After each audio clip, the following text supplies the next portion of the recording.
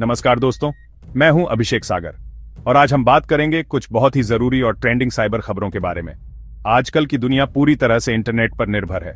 हम अपने फोन से लेकर कंप्यूटर तक हर चीज के लिए डिजिटल हो चुके हैं।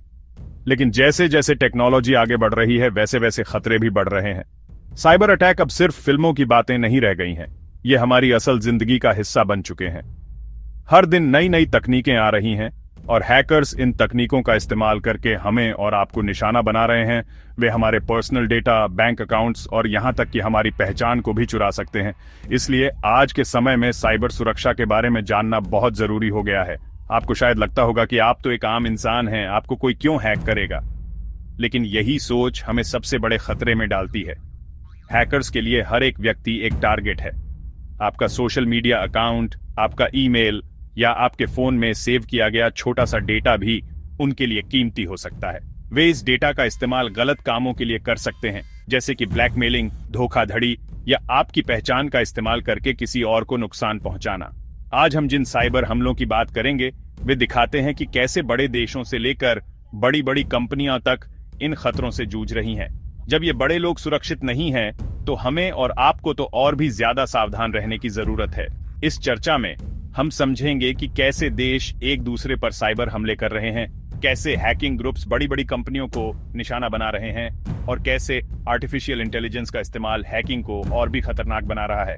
हम जानेंगे एआई वाइब हैकिंग जैसी नई चीजों के बारे में और ये भी देखेंगे कि एफबीआई और सीआईएसए जैसी बड़ी एजेंसियां हमें किन खतरों से आगाह कर रही हैं। ये सब जानना सिर्फ जानकारी बढ़ाना नहीं है, बल्कि यह खुद को और अपने परिवार को डिजिटल दुनिया में सुरक्षित रखने का पहला कदम है। ये एक तरह की डिजिटल सेल्फ डिफेंस ट्रेनिंग है जो आज के जमाने में हर किसी के लिए जरूरी है। ये जानकारी सिर्फ टेक्निकल लोगों के लिए नहीं है, ये हर उस इंसान के लिए है जो स्मार्टफोन या इंटरनेट का इस्तेमाल करता है। चाहे आप स्टूडेंट हों, नौकरी करते हों या अपना बिजनेस चलाते हों, साइबर सुरक्षा की बेसिक जानकारी आपको बड़े नुकसान से बचा सकती है। हम आसान भाषा में इन जटिल टॉपिक्स को समझने की कोशिश करेंगे ताकि आप जागरूक बन सकें और सही कदम उठा सकें। याद रखिए, जानकारी ही बचाव है।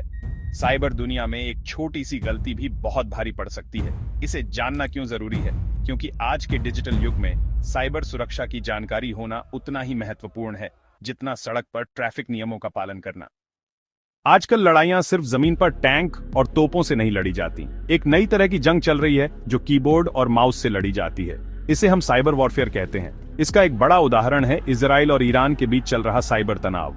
ये दोनों देश सालों से एक दूसरे के खिलाफ साइबर हमलों का इस्तेमाल कर रहे हैं। वे एक दूसरे के महत्वपूर्ण इंफ्रास्ट्रक्चर जैसे कि बिजली ग्रिड, पानी की सप्लाई, सरकारी वेबसाइट्स और मिलिट्री सिस्टम्स को निशाना बनाते हैं। उनका मकसद होता है देश में अफरा तफरी मचाना, जरूरी सेवाओं को ठप करना और दुश्मन देश को कमजोर साबित करना। यह एक अदृश्य युद्ध है जहां गोलियों की आवाज नहीं होती, पर नुकसान बहुत बड़ा हो सकता है। इन हमलों में सिर्फ सिस्टम को हैक करना ही शामिल नहीं है। एक बहुत बड़ा हथियार है डिसइंफॉर्मेशन, यानी गलत सूचना फैलाना। हैकर्स सोशल मीडिया और न्यूज वेबसाइट्स का इस्तेमाल करके झूठी खबरें फैलाते हैं ताकि लोगों में डर और भ्रम पैदा हो सके। उदाहरण के लिए, वे किसी शहर में हमले की झूठी खबर फैला सकते हैं या सरकार के खिलाफ लोगों को भड़का सकते हैं। इसके अलावा फिशिंग हमलों का भी बड़े पैमाने पर इस्तेमाल होता है। सरकारी अधिकारियों या बड़े वैज्ञानिकों को नकली ईमेल भेजे जाते हैं जो देखने में असली लगते हैं। जैसे ही कोई उन लिंक्स पर क्लिक करता है, उनका पूरा सिस्टम हैकर्स के कंट्रोल में आ जाता है। इस साइबर लड़ाई का असर सिर्फ सरकारों पर नहीं बल्कि आम नागरिकों पर भी पड़ता है। कल्पना कीजिए कि आपके शहर की बिजली सप्लाई अचानक बंद हो जाए क्योंकि किसी दूसरे देश के हैकर ने पावर ग्रिड को हैक कर लिया है, या आपके बैंक की सर्विसेज ठप पड़ जाए। ये सब साइबर वॉरफेयर का ही नतीजा हो सकता है। इजराइल और ईरान के मामले में दोनों ही पक्षों ने एक दूसरे पर ऐसे कई हमले करने का दावा किया है। कभी ईरान के पोर्ट पर कंप्यूटर सिस्टम बंद हो जाते हैं, तो कभी इजराइल की पानी की व्यवस्था में गड़बड़ी की कोशिश की जाती है।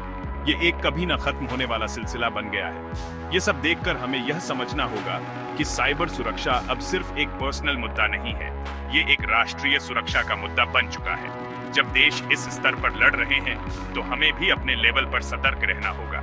हो सकता है कि किसी देश का हैकर आपके कंप्यूटर का इस्तेमाल करके किसी दूसरे देश पर हमला करे और आपको पता भी न चले। आपका डिवाइस एक ज़ॉम्बी की तरह इस्तेमाल हो सकता है। इसे जानना क्यों जरूरी है? क्योंकि देशों के बीच चल रही यह साइबर लड़ाई दिखाती है कि कैसे आपका एक गलत क्लिक भी किसी बड़े राष्ट्रीय सुरक्षा के खतरे का हिस्सा बन सकता है। अब बात करते हैं एक ऐसे हैकिंग ग्रुप की जिसने अमेरिका की बड़ी बड़ी कंपनियों की नींद उड़ा रखी है। इस ग्रुप का नाम है स्कैटर्ड स्पाइडर। ये ग्रुप अपने शातिर तरीकों के लिए जाना जाता है। हाल ही में इन्होंने अमेरिका की कई बड़ी इंश्योरेंस और हेल्थ केयर कंपनियों को अपना निशाना बनाया। इनका काम करने का तरीका बहुत अलग और खतरनाक है।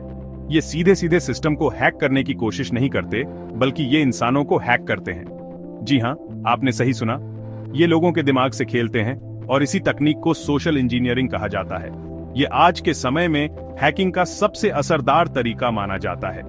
तो सोशल इंजीनियरिंग आखिर है क्या? इसे आसान भाषा में समझिए। ये लोगों से बातचीत करके, उन्हें भरोसे में लेकर या उन्हें डरा धमकाकर उनसे गोपनीय जानकारी निकलवाने की कला है। स्कैटर्ड स्पाइडर के हैकर्स कंपनी के किसी कर्मचारी को फोन करते हैं और खुद को आईटी डिपार्टमेंट का आदमी बताते हैं। वे कहते हैं, सर, आपके सिस्टम में एक प्रॉब्लम आ गई है, उसे ठीक करने के लिए हमें आपका पासवर्ड चाहिए। या फिर वे एक अर्जेंट ईमेल भेजते हैं जिसमें लिखा होता है कि अगर आपने तुरंत इस लिंक पर क्लिक करके अपनी डिटेल्स अपडेट नहीं की तो आपकी सैलरी रुक जाएगी। डर और हड़बड़ी में कर्मचारी उनकी बातों में आ जाता है और अपनी सारी जानकारी दे देता है। स्कैटर्ड स्पाइडर इंश्योरेंस अटैक में भी यही हुआ। हैकर्स ने कंपनियों के हेल्प डेस्क को टारगेट किया। उन्होंने कर्मचारियों के बारे में थोड़ी बहुत जानकारी पहले से ही इकट्ठा कर ली थी, जैसे कि उनका नाम और एम्प्लॉय आईडी। फिर उन्होंने हेल्प डेस्क पर फोन करके पासवर्ड रीसेट करवा लिया या मल्टी फैक्टर ऑथेंटिकेशन के लिए नया डिवाइस रजिस्टर करवा लिया।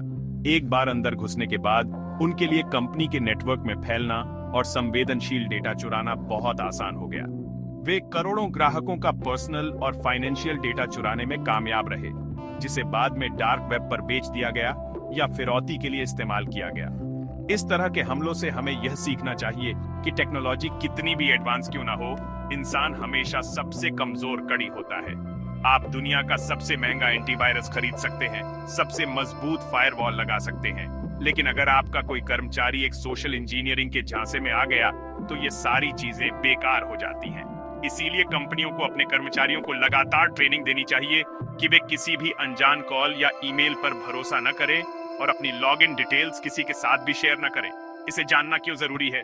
क्योंकि स्कैटर्ड स्पाइडर जैसे ग्रुप्स यह साबित करते हैं कि सबसे बड़ा साइबर खतरा टेक्नोलॉजी में नहीं, बल्कि इंसानी भरोसे का गलत फायदा उठाने में छिपा है।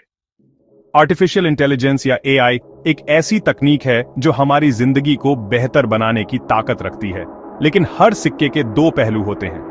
जहां एक तरफ एआई का इस्तेमाल अच्छी चीजों के लिए हो रहा है, वहीं दूसरी तरफ हैकर्स ने इसका गलत इस्तेमाल करने के तरीके भी खोज लिए हैं। एक नया और खतरनाक ट्रेंड जो सामने आ रहा है वह है एआई वाइब हैकिंग। यह सुनने में थोड़ा अजीब लग सकता है, लेकिन यह बहुत ही शातिर तरीका है। इसमें एआई का इस्तेमाल करके किसी व्यक्ति या कंपनी के कम्युनिकेशन स्टाइल, यानी उनके लिखने या बात करने के तरीके, वाइब को कॉपी किया जाता है ताकि भरोसेमंद लगने वाले नकली मैसेज या ईमेल बनाए जा सकें।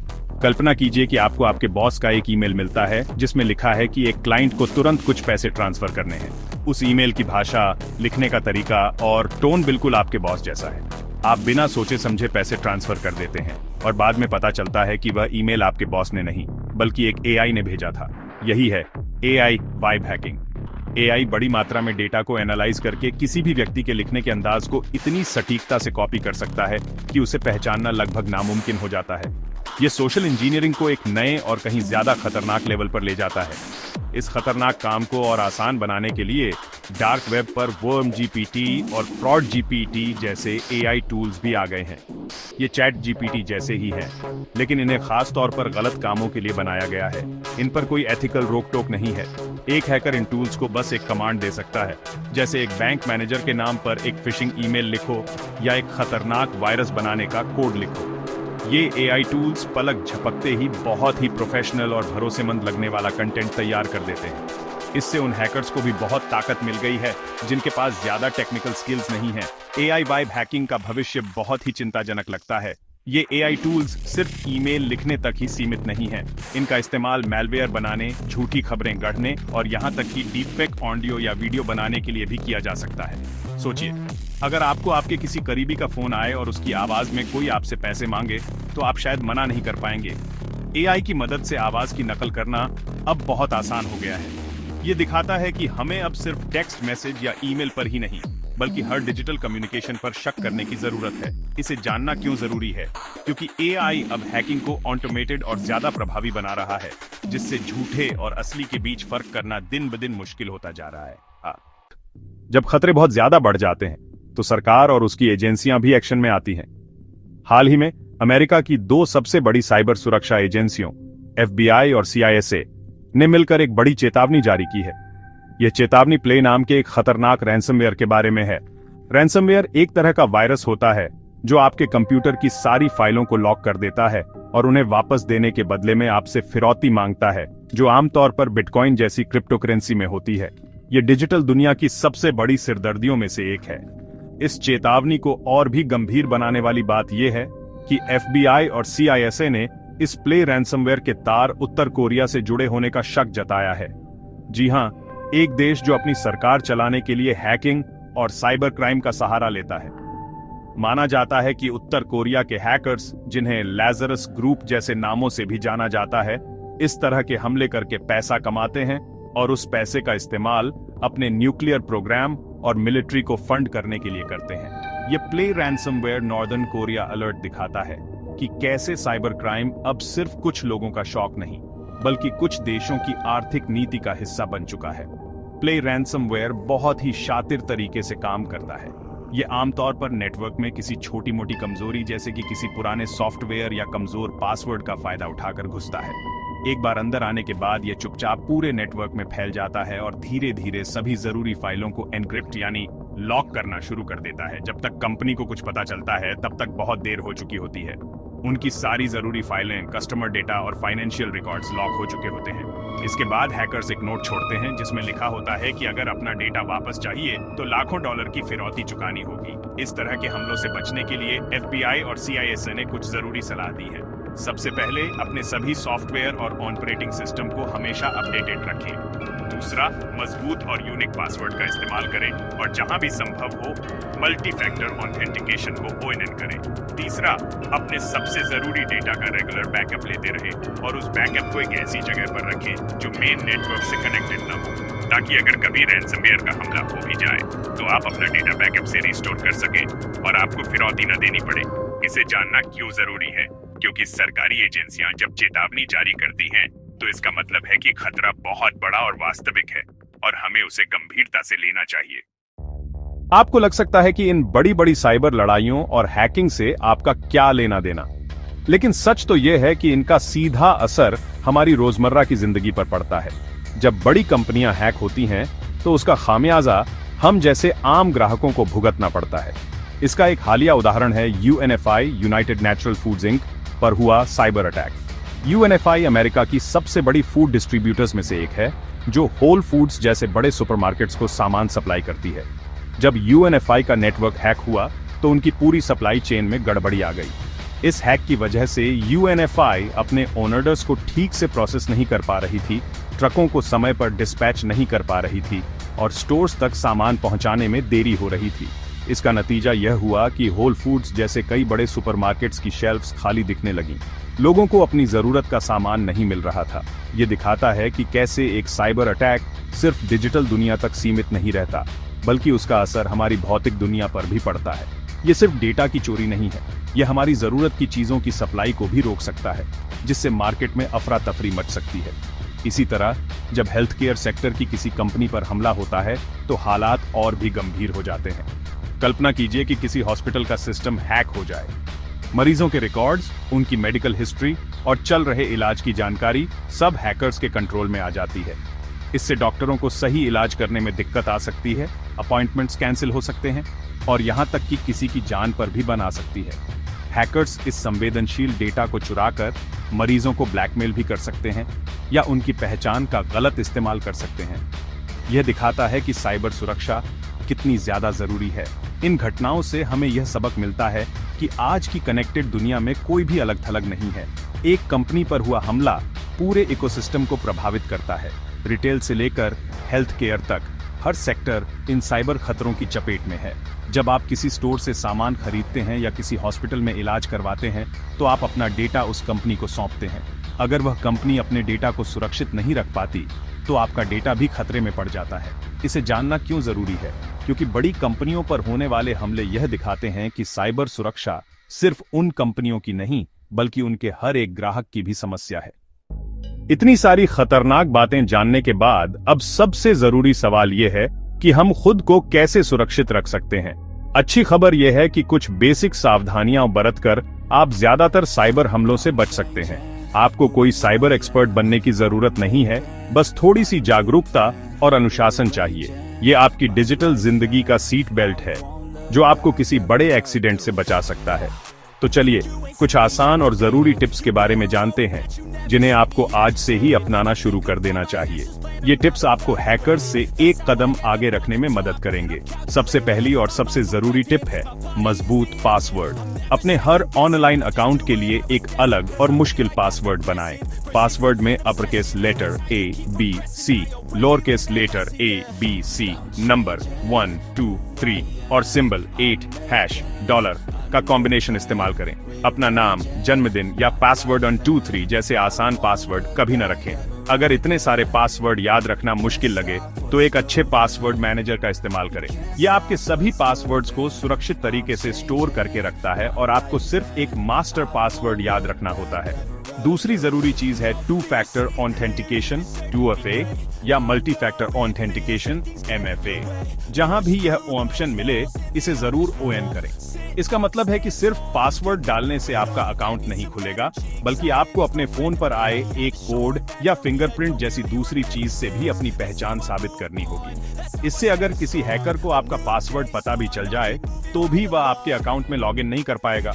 यह आपके अकाउंट पर एक एक्स्ट्रा ताला लगाने जैसा है, जो बहुत काम का है। आखिरी और सबसे महत्वपूर्ण सलाह है, जागरूक रहें और किसी पर भी आंख बंद करके भरोसा न करें। किसी भी अनजान ईमेल, मैसेज या लिंक पर क्लिक करने से पहले 2 बार सोचें। अगर कोई ऑफर सच होने के लिए बहुत अच्छा लग रहा है, तो वह शायद झूठ है। कोई भी कंपनी या बैंक आपसे फोन या ईमेल पर आपका पासवर्ड, OTP या क्रेडिट कार्ड नंबर नहीं पूछेगा। अगर कोई ऐसा करता है तो समझ जाइए कि वह एक स्कैमर है। एथिकल हैकिंग और साइबर सुरक्षा सीखना चाहते हैं तो याद रखें, सबसे बड़ा हैकिंग टूल इंसान का दिमाग होता है। इसे सही दिशा में इस्तेमाल करें, सीखते रहें और हमेशा सतर्क रहें। इसे जानना क्यों जरूरी है? क्योंकि साइबर दुनिया में आपकी सुरक्षा की सबसे बड़ी जिम्मेदारी आपकी खुद की है, और इन टिप्स को अपनाकर आप अपनी डिजिटल जिंदगी को काफी हद तक सुरक्षित बना सकते हैं।